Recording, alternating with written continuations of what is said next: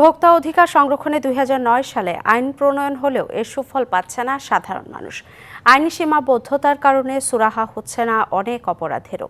এই অবস্থায় কোনো কোনো ক্ষেত্রে সময় সাপেক্ষ হলেও নিষ্পত্তির প্রতিশ্রুতি জাতীয় ভোক্তা অধিকার সংরক্ষণ অধিদপ্তরের।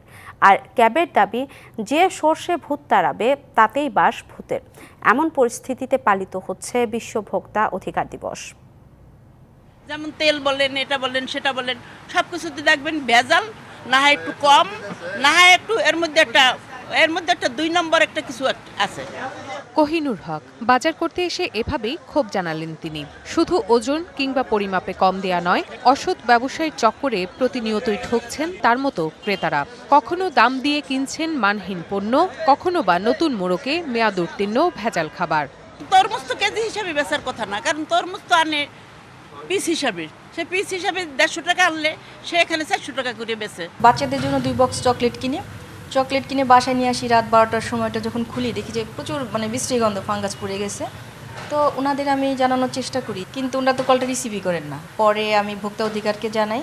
ব্যবসায়ীদের এমন অপকর্মের অভিযোগ হরহামেশাই পায় জাতীয় ভোক্তা অধিকার সংরক্ষণ অধিদপ্তর। তবে ই কমার্স, স্বাস্থ্যসেবা, বাড়ি ভাড়ার মতো খাতে প্রতারিত হলেও ভোক্তার নেই প্রতিকারের পথ। যমুনা ইলেকট্রনিক্স ঈদে ডাবল খুশি অফার সিজন 3। যে কোনো পণ্য কিনলেই পাচ্ছেন নিশ্চিত ঈদ উপহার। আমার ইভিলিতে আসলে অর্ডার করা ছিল 2021 সালে। আমার অলমোস্ট অনেকগুলো টাকা 4 বছর ধরে ওদের কাছে আছে। এটা যে আমি পাবো কি পাবো না, এটার এখন পর্যন্ত কোনো ঠিক ঠিকানা নাই এবং এটার ব্যাপারে কোনো আপডেটও নাই।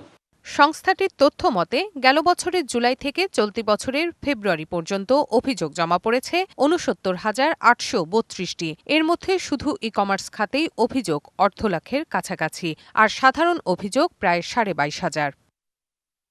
এসব অভিযোগের মধ্যে নিষ্পত্তি হয়েছে ১৯,৭১১টির, প্রক্রিয়াধীন আছে ২,৮১৪টি।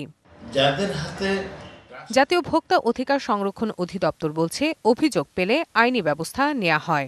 যদিও আমাদের দায়িত্ব হলো প্রশাসনিক, কিন্তু প্রক্রিয়াটা হলো অনেকটা বিচারিক। এটা আধা বিচারিক বলবো, কোয়াসি জুডিশিয়াল। সেখানে একজন ব্যক্তি অভিযোগ দিলেই সাথেই আপনার নিষ্পত্তি করা সম্ভব না। আমাদের এখতিয়ারের মধ্যে জরিমানার বাইরে যাওয়ার উপায় নেই। ভোক্তা অধিকার সংরক্ষণে আইনের বাস্তবায়ন একেবারে নেই বলেই মনে করে ক্যাব। ভোক্তা অধিদপ্তরের যে আজকে যে বাণিজ্য উপদেষ্টা, উনি একটা শিল্পগোষ্ঠী এবং যারা বাজারে সিন্ডিকেট করে এদের মধ্যে উনিও একজন। এই সরকারও এই যে ব্যবস্থা নেওয়ার কথা ছিল সেই ধরনের ব্যবস্থা নেয়নি। আইনের বাস্তবায়ন এই সরকারও করতেছে না।